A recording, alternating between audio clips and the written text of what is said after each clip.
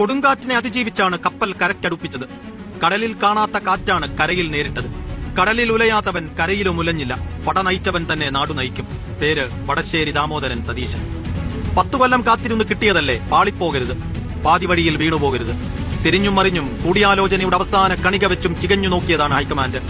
11 ദിവസം കാത്തിരുന്നൊടുക്കം നമ്പർ 10 ജൻപതിലെ ചിന്തകളെല്ലാം മുടക്കി നിന്നത് ഒറ്റപ്പേര്.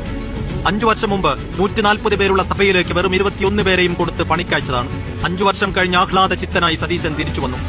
21 63 കണക്കുകൾ ആവേശത്തോടെ നിരത്തി. കുടിച്ച കൈപ്പുനീരിന്റെയും കടന്നുപോയ കനൽ വഴികളുടെയും കഥകൾ പറഞ്ഞു. ഇനിയും ഒരിക്കൽ കൂടി വിശ്വാസമർപ്പിക്കണമെന്ന് നേരിട്ട് ആവശ്യപ്പെട്ടില്ല. അർഹത ബോധ്യപ്പെട്ടെങ്കിൽ മാത്രം തനിക്കായൊരു വിളി വരുമെന്ന പ്രതീക്ഷയിൽ മടക്കം. അവഗണിക്കുമോ എന്ന ആധിയിൽ അപ്പോഴേക്കും ആൾക്കൂട്ടം തെരുവ് കീഴടക്കിയിരുന്നു. 5 കൊല്ലം കൊണ്ട് അയാളെ വിശ്വസിച്ചിറങ്ങിപ്പോന്ന അസംഖ്യം മനുഷ്യർ. ആ വൈകാരിക വേലിയേറ്റത്തെ കണ്ടില്ലെന്ന് നടിക്കാൻ ഹൈക്കമാൻഡിന് കഴിയുമായിരുന്നില്ല. 11ാം നാൾ പ്രഖ്യാപനം വന്നു. വിസ്മയങ്ങളുടെ തുടർച്ചയിൽ വി.ഡി. സതീശൻ കേരളത്തെ നയിക്കാൻ നിയോഗിക്കപ്പെടുന്നു. ഉമ്മൻചാണ്ടിക്ക് ശേഷം കേരളത്തിലെ കോൺഗ്രസ് മുഖ്യമന്ത്രി.